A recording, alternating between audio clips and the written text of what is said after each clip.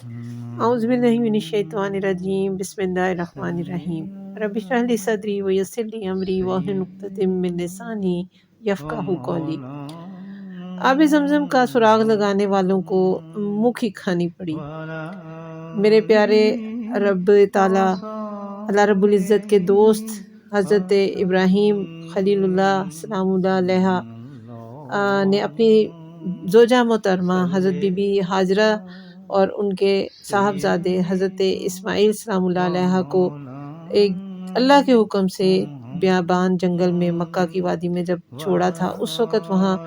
کچھ نہیں تھا اور جنگل بیابان تھا، ویرانہ تھا۔ اور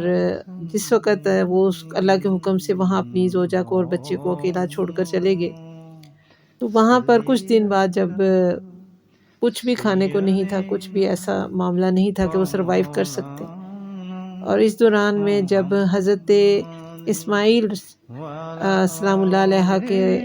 چھوٹے سے تھے اور ان کو جب پیاس لگتی ہے، اور چونکہ ماں نے بھی اتنے دن سے کچھ نہیں کھایا ہوا تو وہاں بھی ان کے پاس بھی وہ دودھ نہیں دے پاتی اس کو،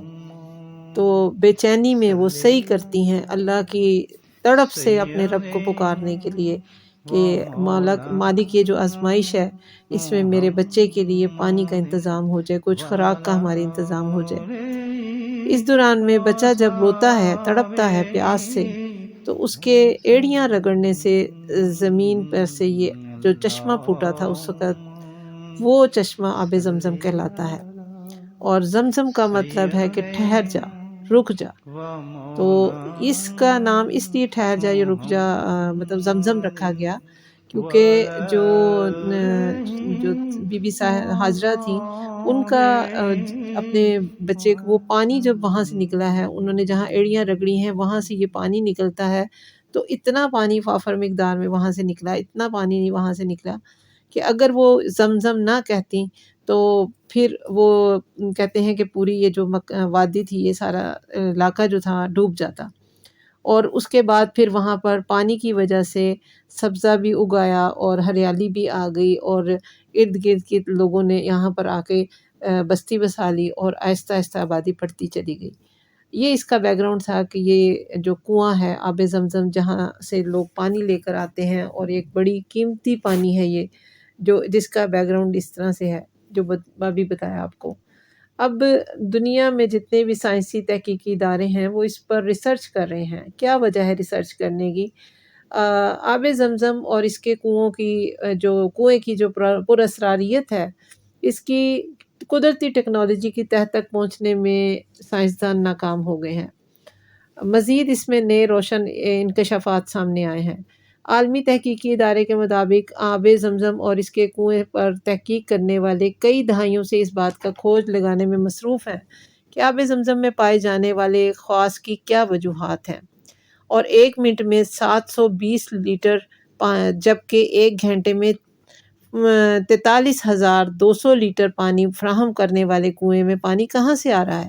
جبکہ مکہ شہر میں پانی زمین میں سینکڑوں فٹ گہرائی کے باوجود پانی موجود نہیں ہے۔ اور یہ بڑی حیرت کی بات ہے کہ سوائے آب زمزم کی جو کنواں ہے وہاں سے پانی ابھی بھی نکل رہا ہے، اور یہ اس کی جو تعداد ہے یعنی کہ اس حساب سے روزانہ نکلتا ہے اور استعمال کیا جاتا ہے، اور لوگ اس کو پوری دنیا میں لے کر جاتے ہیں، اور وہ پانی ختم نہیں ہوتا، اور پورے باقی مکہ کے اندر جو ہے وہ پانی کی جو گہرائی یعنی سینکڑوں فٹ نیچے گہرائی میں جائیں تو وہاں پانی موجود ہی نہیں ہے۔ یہ بڑی حیرت انگیز بات ہے۔ اور جاپانی تحقیقاتی ادارے ہیڈو انسٹیٹیوٹ نے اپنی تحقیق میں کہا ہے کہ آب زمزم کا ایک قطرہ پانی میں مل جائے تو اس کے خواص بھی وہی ہو جاتے ہیں جو آب زمزم کے ہیں، جبکہ زمزم کے ایک قطرے کا بلور دنیا کے کسی بھی دوسرے خطے کے پانی میں پائے جانے والے بلور سے مشابہت نہیں رکھتا۔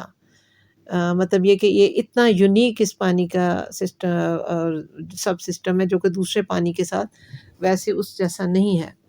ایک اور انکشاف بھی سامنے آیا ہے کہ ری سائیکلنگ سے بھی آب زمزم کی خاصیت تبدیل نہیں ہوتی، کیونکہ یہ میرے رب کا معجزہ ہے، اور معجزہ بے دلیل ہوتا ہے، عقل سے ماورا۔ یہ ایمان والوں کے ایمان کو مضبوط کرتا ہے، جبکہ منافق اور بے ایمان کی حجتیں ہی پوری نہیں ہوتی، اور وہ بد نصیب معجزات پہ بھی شک کرتے ہیں۔ اللہ تعالیٰ ہمیں اپنے رب کا اطاعت گزار بنائے، اور ہمیں بھی اس آب زمزم کی شفا اور اس کی رحمتیں اور اس کے کرم کا، یعنی جو اس میں خاصیتیں ہیں، اللہ تعالیٰ ہمیں ان سے فیض یاب ہونے کی توفیق عطا فرمائے اور اپنے در پر بلائے، اور وہاں کی دن رات ہم وہاں کے طواف کریں اور وہاں پر اپنے سجدے ادا کریں۔ آمین ثم آمین۔